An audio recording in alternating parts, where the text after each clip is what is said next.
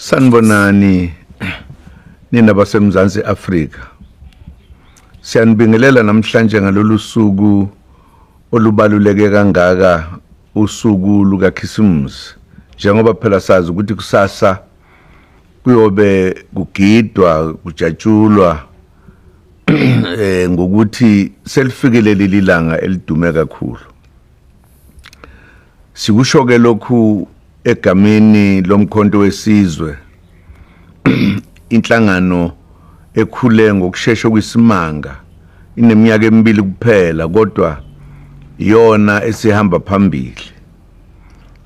Eyisibonakaliso sokuthi umuntu omnyama ufike lapho khona athi kwanele manje asikhulule indlu emnyama.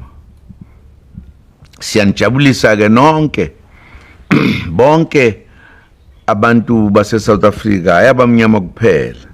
Wonke nje umuntu wase South Africa ukuthi usuphindwa afika uKhisimusi, sinenjabulo.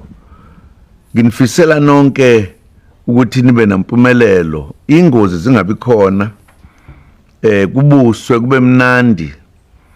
Ikakhulukazi amalungu omkhonto wesizwe party azi ukuthi kufanele ukuthi ayiphathe kahle ngaso sonke isikhathi.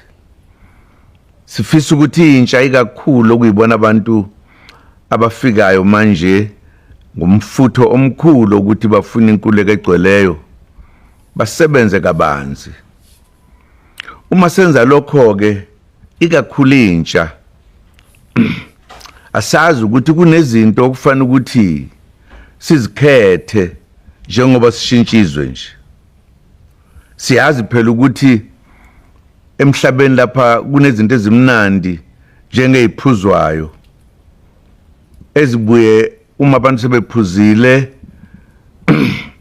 ebese beba nento abangayazi ukuthi yini le ebeza mabehamba badidizele bashona ngapha nangapha, ngoba kusuke kusho ukuthi utshwala sebungene bona igazi.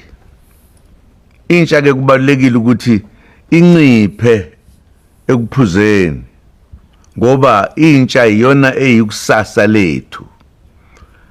Uma ikusasa lethu lizophila lisentsheni, kufanele siyiphathe, sihloniphe, singenzi izinto ezisenza ukuthi sikhohlwe ukuthi singobani uma sesiyithathile. Ngiyazi ukuthi abaningi abayithandela lento ephuzwayo bazothi uyabheda lo.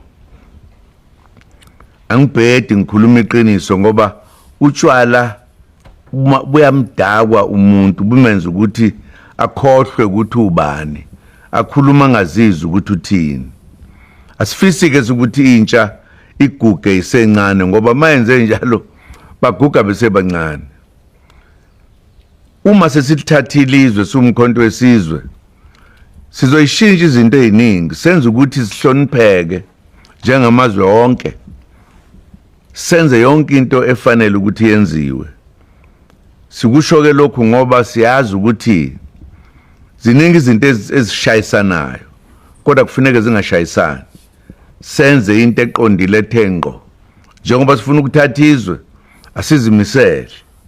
Ngeke ukuthi ufuna ukwenza into uphumelele kodwa ungayipractice ungakhuli ngayo. Kufanele ukuthi ukhule uzazi ukuthi umuntu ofanele ahlonipheke, ahloniphe abantu, asize ukuthi lelizwe lakithi likhululeke. Ngikhumbula abadala babethi Zulu, wesakhumbula ukuthi babethini ondlela zimhlophe. Nathi ake sibe njalo, sikwazi ukuziphatha. Ke sishintshe nje njengoba kunamhlanje sazi ukuthi bonke abantu bajabulile. Kungabi khona abantu abazolahleka ngoba bese bethinte amponjwana bengasabona emgwaqweni bagayiza imoto. Asibe yilento esiyiyo ngaso sonke isikhathi njengesizwe esimnyama ukuze sikwazi ukuphumelela.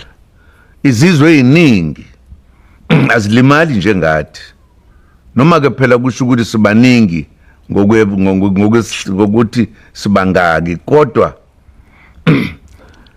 yithi esitholakala njalo nje ukuthi awukulimala abantu abangaka kwalimala abantu abangaka kodwa abanye abantu abayezinye inhlobo lezo number ayiveli kubalulekile ukuthi thina ndlemnyama asizivikele thina siqonde sibe ngabantu abazi ukuthi kunekusasa lethu kanye nabantwana bethu niwudle kahle kukhisimuzi ube mnandi kodwa ungabi nenkinga sinifisela okuhle nangenkathi sokunqamuka unyaka sokuqala unyaka omusha ikakhulukazi lenhlangano ethandwa yiwo wonke umuntu lapha eSouth Africa umkhonto wesizwe party yona ephethe ikusasa lase South Africa noma bayathanda noma bathandi injalo lento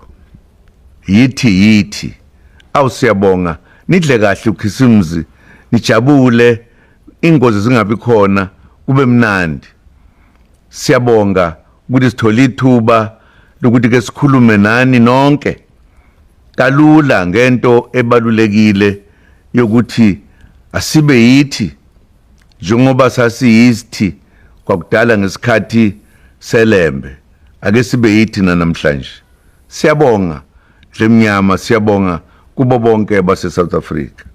Thank you. Don't forget to follow this channel by subscribing. Turn on the bell so that anytime I publish a new video, you will get notification. See you in the next one, and bye.